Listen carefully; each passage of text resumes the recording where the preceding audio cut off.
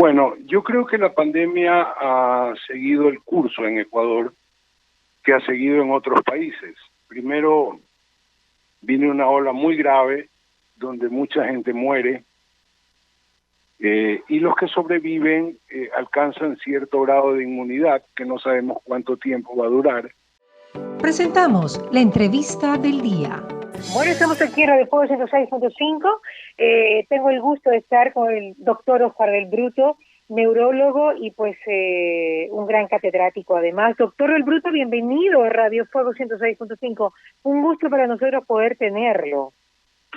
Muchas gracias, Mariela. Igualmente te agradezco la invitación. Doctor, cuéntame por favor cómo vamos con el tema de la pandemia desde su punto de vista ahora que está tan pero tan elevada en la ciudad capital. Bueno, yo creo que la pandemia ha seguido el curso en Ecuador que ha seguido en otros países.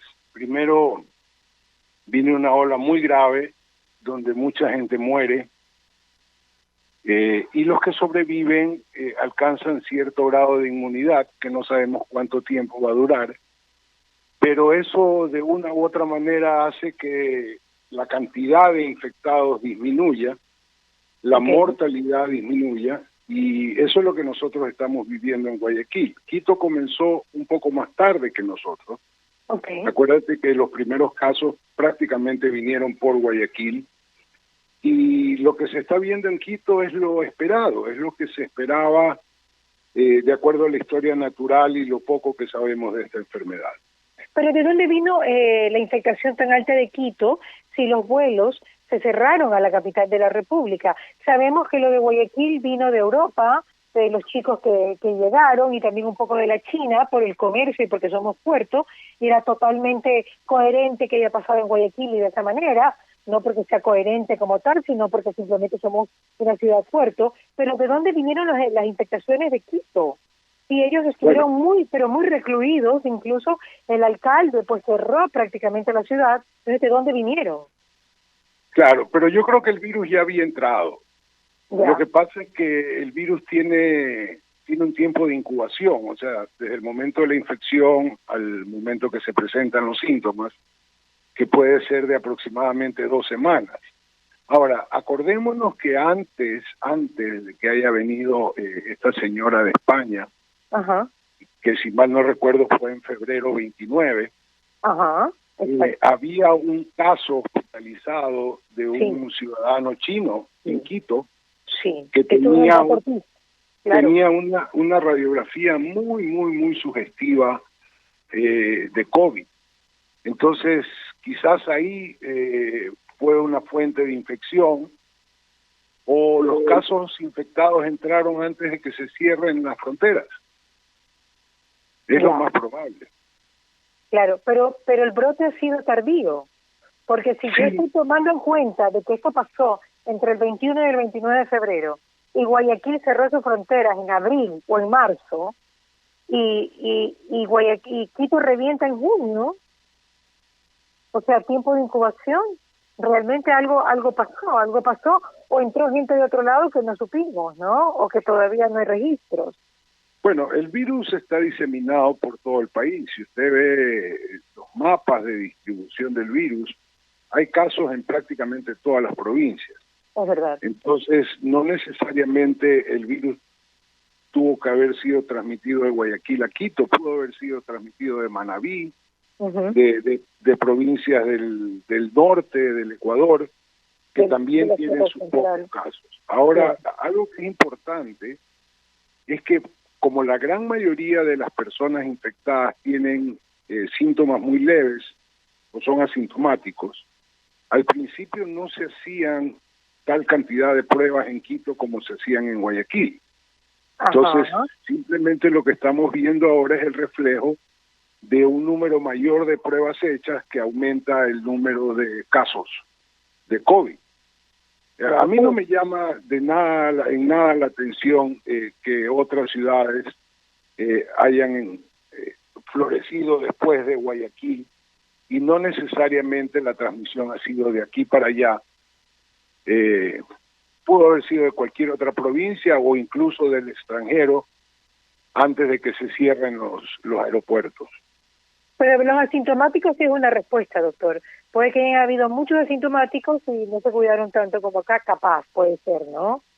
Porque el asintomático siempre te engaña, ¿no? O sea, pues el asintomático como tal, no la persona. Estoy hablando, digamos, del síntoma, ¿no? Sí, es probable que eso haya sucedido. En todo caso, no es nada que a mí me sorprenda que una ciudad se encienda después de otra. Lo mismo pasó en Italia. En Italia se fueron incendiando los pueblos o las pequeñas ciudades del norte de Italia poco a poco. Y lo mismo pasó en España. Lo raro es que no haya pasado en China, pero en países europeos se prendió así, en Estados Unidos incluso. Los primeros casos se observaron en un estado y luego hay ciertos estados que han respondido de una manera mucho más agresiva que otros. Y es por eso que la ciudad de Nueva York está completamente infectada, el sur de la Florida, pero hay otros estados donde más o menos han sabido controlar la infección. Bueno, ahora Pekín supuestamente tiene un brote de infección, no sabemos qué vaya a pasar con esto, ¿no? Porque fue raro, como usted dice, que solo haya sido en Wuhan y no haya pasado nada en Hong Kong ni en Pekín, ¿no?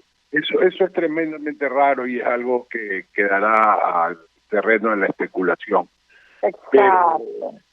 Pero definitivamente que la enfermedad haya saltado de Wuhan a Italia sin pasar por las ciudades chinas locales es algo muy raro.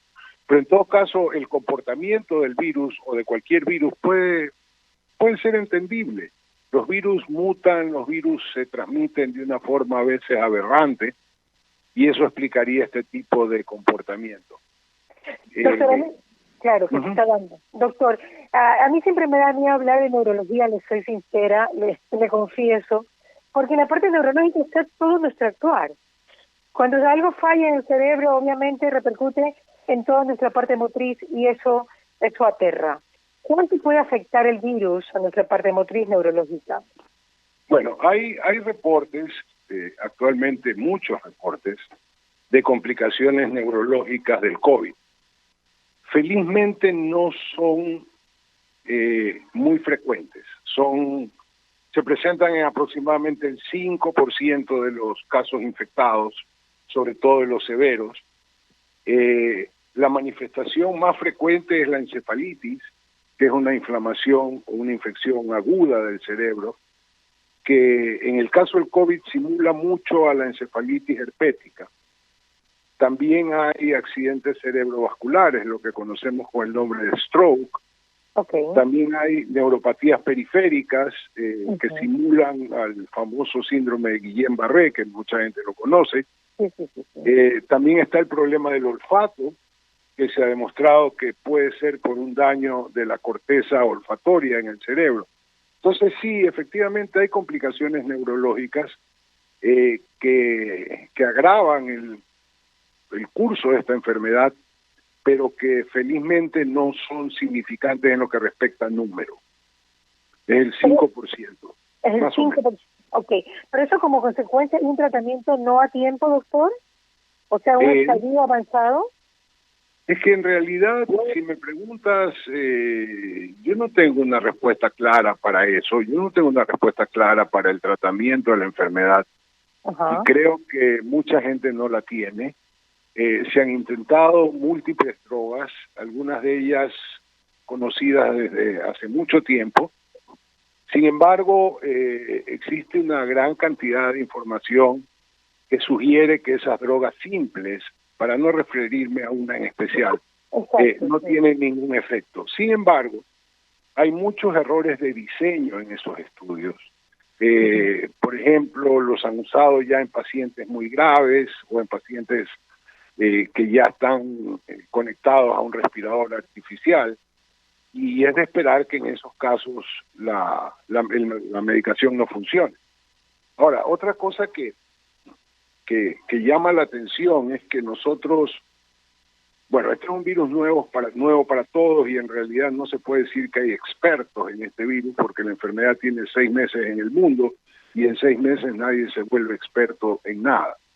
Pero la gente que está en contacto con la mayoría de los pacientes infectados dice que las primeras informaciones que vinieron de China y que fueron lamentablemente soportadas por la Organización Mundial de la Salud, lo único que hicieron fue daño al recomendar un manejo totalmente distinto y una patogenia totalmente distinta de la enfermedad de lo que conocemos ahora. Entonces, esperamos que con el paso del tiempo y a medida que aumenten los conocimientos, los pacientes puedan ser mejor tratados y no cometer los errores que cometimos al principio. ¿Cuáles fueron los errores que vinieron de la OMS recomendados por China? Primero, el no usar esteroides. Ya. Ellos fueron muy enfáticos en ese sentido y ahora está por demás demostrado que el uso temprano de esteroides reduce la respuesta inflamatoria, esta famosa tormenta de citoquinas que se llama, y eso la OMS al principio lo prohibió. Otra cosa que la OMS sugirió en su momento, en base a los reportes de China, es que los pacientes debían ser conectados a un respirador tan pronto presenten algo de dificultad respiratoria. Y eso ahora sabemos que no es así. Lo que estábamos haciendo era terminar de dañar los pulmones, no combatir la respuesta inflamatoria, y por eso los pacientes al principio tenían una mortalidad mucho más alta que ahora. ¿Por qué si te conectas a un respirador tienes más problemas respiratorios? En el caso del COVID, porque se rompen los alvéolos. El uso del respirador, ya son términos técnicos, pero poniéndole un parámetro que se llama PIP, que es presión respiratoria, puede terminar de reventar los alvéolos en una persona que en realidad no necesita, porque su problema es inflamatorio. Entonces, si se combate la inflamación con esteroides, el paciente puede no necesitar, de hecho no va a necesitar respirador y su pronóstico va a ser mejor. Eso fue una información muy buena que salió de Italia. Los italianos se dieron cuenta de esto casi al principio de que la pandemia llegó a Italia, y gracias a ellos tenemos esta información, y luego de hecho la OMS ha cambiado sus conductas de sugerencia de tratamiento. Ahora ya no tienen plata, pues doctor, ya le quitaron la plata. ¿Qué cosa? La OMS ya no tiene plata, pues doctor, ya le quitaron la plata.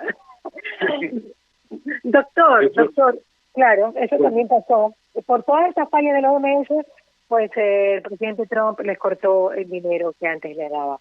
Bueno, doctor, pero ¿por qué usted cree que China dio una información que no era acorde a lo que en verdad se necesitaba, cuando ellos allá sí pudieron pues eliminar o extinguir el virus en 3 meses creo que fue?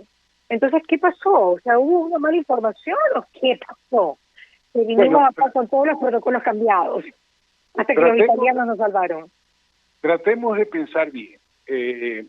Como te decía hace un momento, este es un virus nuevo que sorprendió a todo el mundo.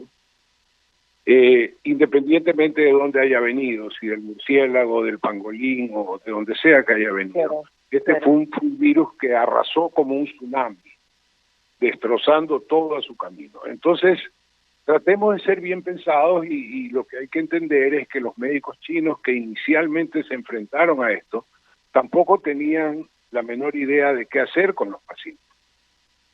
Entonces, ellos sugirieron este tipo de tratamiento con ausencia de antiinflamatorios, o sea, con ausencia de esteroides, con uso temprano de respirador, y a medida que ya se iba ganando más experiencia, que fue para cuando llegó a Italia, entonces ya se tenía más conocimiento y se pudo cambiar el tratamiento. Otra cosa que hay que considerar es que China pues es un régimen dictatorial, y ellos pudieron, gracias a ese régimen, poner un toque de queda absoluto, cosa que en los países democráticos lamentablemente no se ha podido, o incluso no ha sido ni sugerido por los gobernantes. Lo que pasa es que había una asignación económica pues a todo el pueblo chino, pues. Sí, no, en eso estamos de acuerdo, pero lo que está pasando en Brasil es el claro ejemplo de lo que no se debe hacer. O sea, Brasil está totalmente infectado y, por ejemplo, hay tribus aborígenes aisladas en la Amazonía que estaban, es una palabra latina, naif, estaban inocentes de infección, digámoslo así, para entenderlo. Claro, claro. Y por lo tanto estaban sanos. Y al presidente de Brasil se les ocurrió darle un bono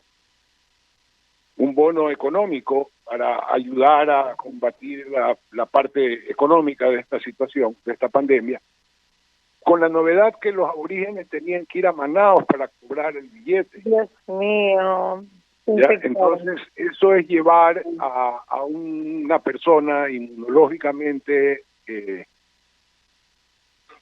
nativa, naíz, claro, inmunológicamente pura, a ponerla en contacto con un virus y por eso son estas imágenes que usted ve en los cementerios de Manaos, que en realidad da pena, porque son miles de tumbas que están cavando.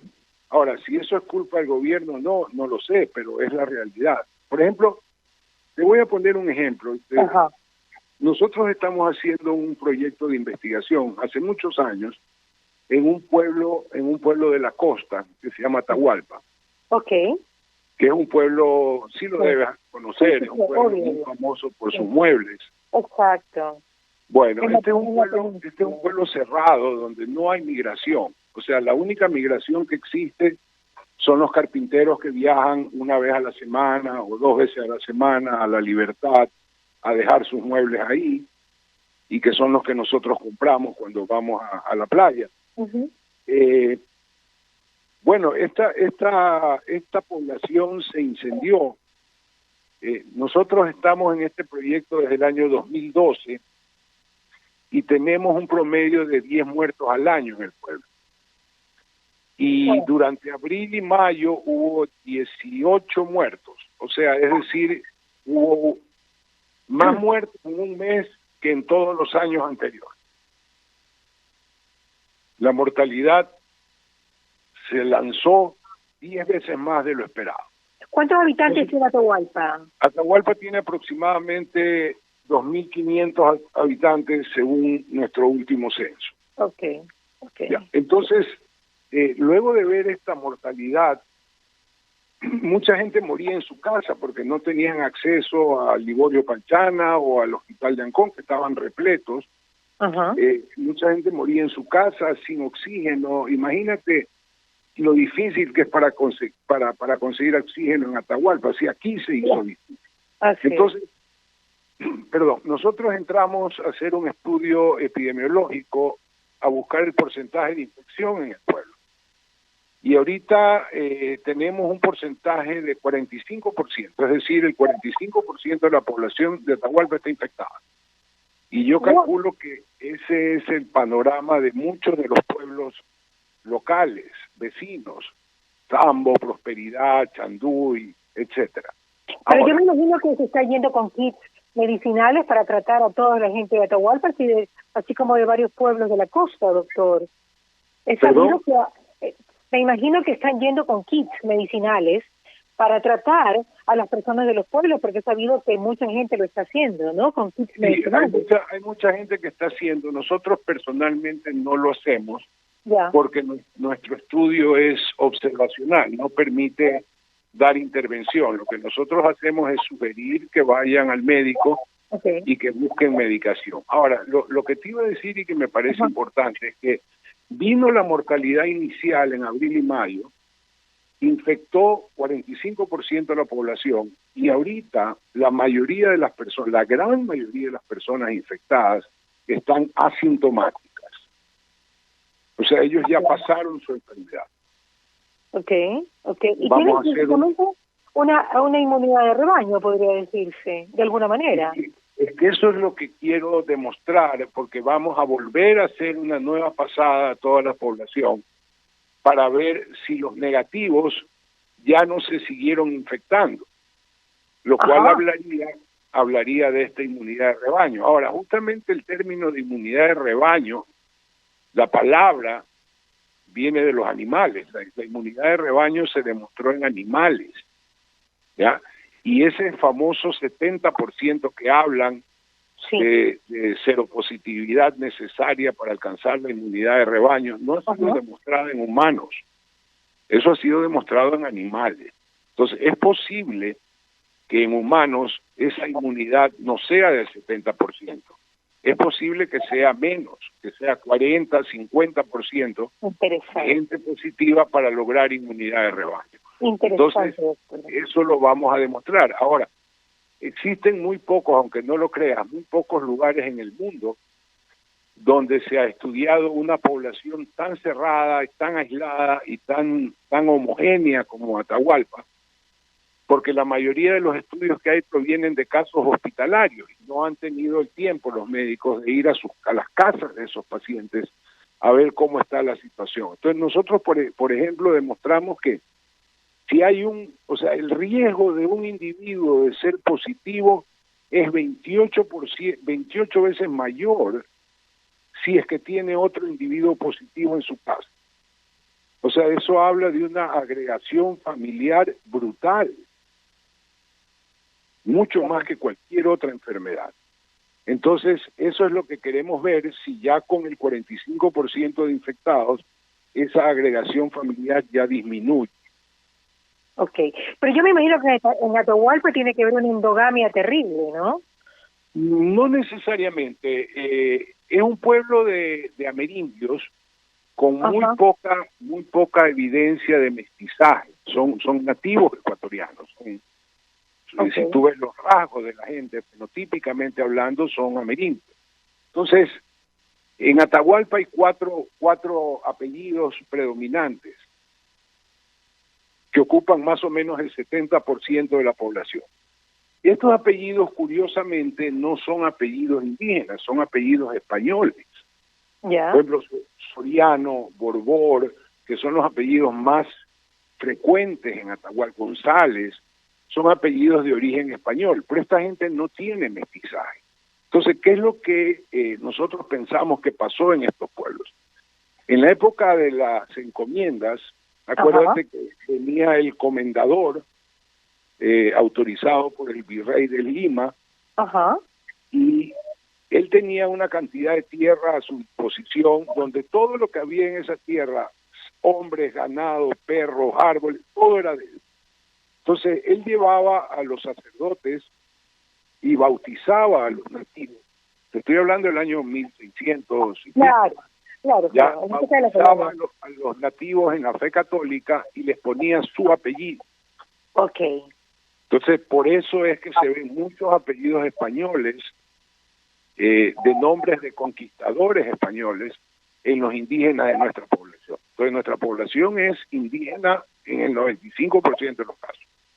Claro, la costa ecuatoriana está pues con muchos indígenas desde Jipijapa, ¿no? Desde Jipijapa vienen para acá porque ya el norte de Manaví y Esmeralda son otra raza, ¿no? Pero desde Jipijapa para abajo, pues... es distinto, sí. Y por eso es que no hay endogamia, porque tú ves frecuentemente familias o individuos que se llaman sorianos, pero eso no quiere decir que sus padres son relacionados entre sí. Simplemente recibieron el apellido 400 años atrás, lo mantienen y por eso es que se ve eso, pero en realidad endogamia, no. Habrá un porcentaje menor, pero... Pero es interesante lo que usted dice, que le parecería a usted que, bueno, como uno de los mejores científicos universitarios del país, que es usted, doctor del Bruto, pues sacar esta conclusión muy interesante de que la inmunidad de rebaño realmente en los pueblos, ciudades o, bueno, o yo qué sé, o lugares en general, no tendría que ser exactamente como el comportamiento en los animales, sino que podría ser menos en el humano. No, pues no tendríamos que esperar al 70%. Lo cual nos alegra también acá en Guayaquil, porque de que se han infectado más del 50% creo que es una realidad. Yo creo que sí, de acuerdo a los estudios que se hicieron de proyección por las muertes y los estudios que ha hecho la alcaldesa recientemente, el porcentaje de infectados en Guayaquil, yo calculo que debe superar 1 millón de personas. Ahora... y somos 2.300.000 en Guayaquil. Claro, yo creo que aquí debe haber 1 millón de infectados tranquilamente. Ahora, no es lo mismo un pueblo aislado donde nadie va y nadie sale, a una ciudad grande, cosmopolita, que tiene mucha migración y mucho flujo poblacional. Entonces, por ejemplo, te pongo un ejemplo que es una de las cosas que yo no entiendo. Ajá. Si tú vienes de Miami a Guayaquil o vienes de España a Guayaquil, si no entras con un examen de PCR, no te dejan entrar. ¿No, verdad? Ajá, exacto. O, Sí, o te guardan en un hotel. Pero Exacto. sin embargo, si vienes de Quito, puedes entrar sin ningún examen. Si vienes de Manabí, puedes entrar sin ningún examen. Si vienes de Los Ríos, puedes entrar sin ningún examen. Entonces, aquí no hay el cerco epidemiológico ideal como para que no haya nuevos casos. Probablemente porque eso afecta a la parte económica, doctor. Porque definitivamente tiene que haber, digamos que una exportación, importación, por decirlo de alguna manera, de los productos y tal, ¿no? Sí, no, en eso estamos de acuerdo, pero ¿de qué sirve la salud, el dinero si no hay salud? Eso decían mis abuelos y es verdad. O sea, yo creo que aquí hay que dar prioridades y la prioridad es evitar vivir como estamos viviendo durante 2 años, porque eso sí no lo aguanta nadie. Entonces es preferible confinarse bien un tiempo, hacer estrictamente lo necesario y luego salir. Ahora, esta excusa de la parte económica o de los problemas económicos que genera el encierro, yo creo que parcialmente es una excusa, porque si nosotros salimos a la calle, hay mucha gente que anda dando vueltas en la calle y no necesariamente que está trabajando, simplemente que no se aguantan estar en la casa, no se aguantan encerrados. Ya, entonces, hay mucha gente que sale a jugar. Porque a veces las casas son muy chiquitas, se ha incrementado la violencia familiar. Hay muchas niñas que han huido de sus casas, hay un porcentaje bastante alto de niñas, adolescentes que han huido de sus casas en esta pandemia y se dice que es por drogas o por maltratos. Entonces han habido otras consecuencias sociales, doctor, que también hay que tomar en cuenta, ¿no? O sea, Totalmente de acuerdo. Este virus ha reflejado, yo creo, y lamentablemente, yo creo lo peor de la humanidad. Fíjese usted que en media pandemia los robos que hay, los atracos que hay. Exacto. Ya, entonces exacto. lo mismo pasa a nivel social, o sea, esposo y esposa que se veían media hora al día, ahora tienen que estar 24 horas juntos y ya no se soportan. Y eso genera problemas intradomiciliarios. Claro. Y eso favorece a que la gente quiera salir corriendo de la casa aunque se infecte. Entonces, si me explico, es muy complejo, es una cosa a la que nuestra generación no ha estado acostumbrada jamás. Jamás. No, hay que dejarse de salir a pajarear, eso sí es una realidad, hay que ir a lo que uno va y punto, no hay duda, doctor. Doctor, usted como científico universitario, ¿qué me dice de la vacuna? Ayer o anteayer el doctor recién me decía que puede estar viniendo de Israel una vacuna en gotas para que no sea pues inyectable, ¿no? Que eso también como que a la gente le asusta un poco. Sabemos que hay muchas vacunas que están creando, la de Oxford, que ya está en la última etapa, que es la más conocida, no sé por qué, es de la que más se ha hablado, pero ¿qué pasa con esa vacuna? A ver, vamos a hablar de la parte científica, porque en especulaciones y conspiraciones mundiales no me quiero meter, porque no es mi campo ni me interesa. Desde el punto de vista científico, una vacuna es eficaz mientras menos cepas de virus existan. Entonces, yo me puedo vacunar contra la gripe y a los 3 meses tener gripe por otra cepa de virus de la gripe. Claro.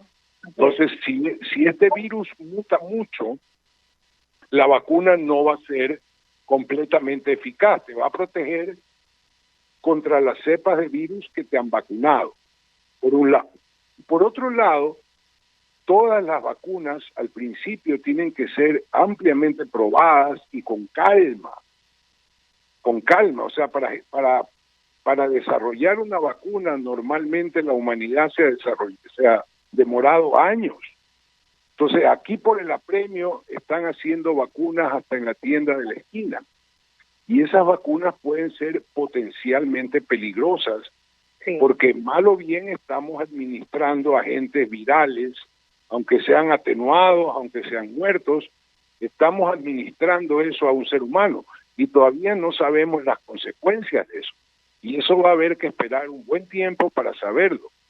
Yo no sé si tú te acuerdas, cuando nosotros éramos chicos, Ajá. recién se introdujo la vacuna de la polio. ¿Cómo olvidar? Fue una maravilla. Ya, fue una maravilla, maravilla. pero hubo gente que quedó parapléjica por esa vacuna. Ah, Claro, en un principio, por supuesto, porque Así no sabía eso. no estaba purificada lo suficiente, estaba hecha con embrión de pato, luego se la cambió. Entonces, los primeros casos que se usó la vacuna antipolio, de hecho, produjo polio en algunas personas, no solo aquí, sino a nivel mundial. Entonces, con esto me refiero a que una vacuna, para que sea desarrollada y demuestre ser segura, tiene que pasar algún tiempo.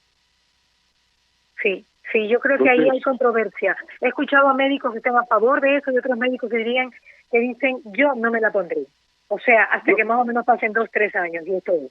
Yo creo que hay que ser prudente, esa sería mi sugerencia y es lo que personalmente voy a hacer. Yo voy a ser muy prudente y voy a dejar que pase un tiempo y que la vacuna esté demostrada y que no se vean efectos adversos para poder administrarla y sugerirla a mis pacientes. Doctor, ya la última pregunta, porque hemos estado conversando, como a mí me gusta bastante y espeso, como decimos en Manaví. La dexametasona comenzó a sonar hace 3, 4 días. Ese es un corticoide. Claro, es un desinflamatorio realmente que se le utiliza hace mucho tiempo, ¿ah?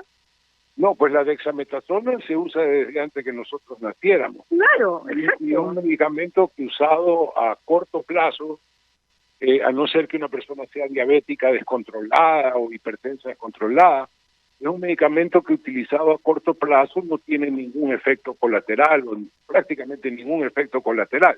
En todo caso, si uno pesa el riesgo contra el beneficio, definitivamente pesa mucho más el beneficio de usar dexametasona.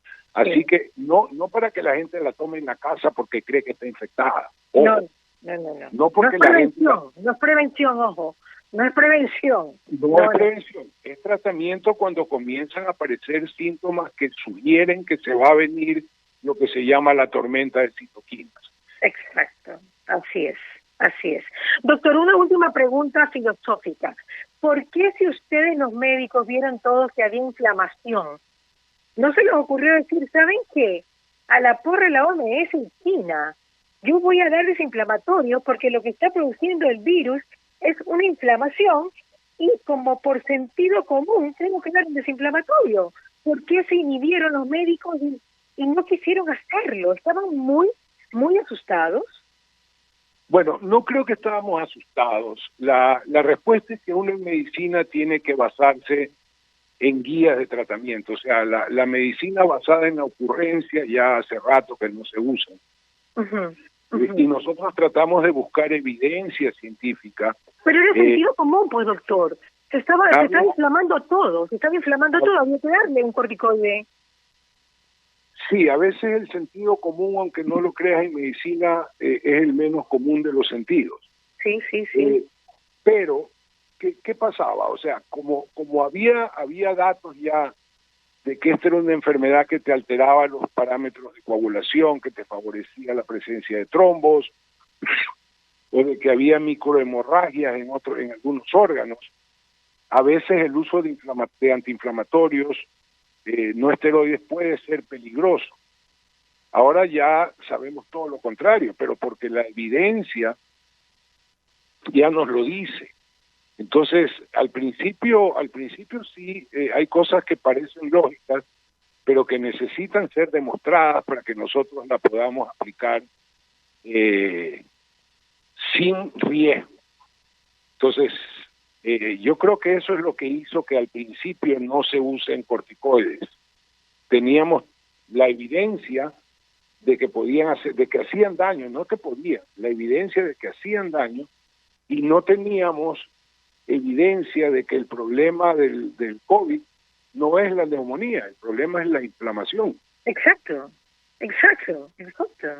Sí, entonces, para que veas que a pesar de toda la ciencia que se ha desarrollado y que ha progresado en el siglo XXI, todavía somos muy frágiles a patógenos nuevos que pueden despistar totalmente a la comunidad científica. Es increíble. Doctor Oscar Bruto, muchísimas gracias por haber estado con nosotros. Me encantaba esta entrevista, ojalá que podamos tenerlo nuevamente. Gracias a ti. Un abrazo, doctor. Y gracias a todos los... Hemos presentado la entrevista del día.